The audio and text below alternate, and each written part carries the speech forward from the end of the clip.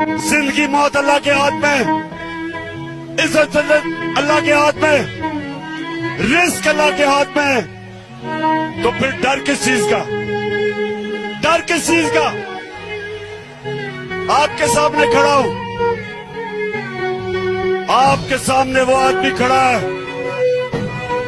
जिसको कुरान में अल्लाह कहता है जो लोग ईमान ले आए अल्लाह उनके खौफ दूर कर देता है। कोई खौफ नहीं है, आपको भी कोई खौफ नहीं होना चाहिए, क्योंकि आपका कप्तान किसी चीज से नहीं घबराता।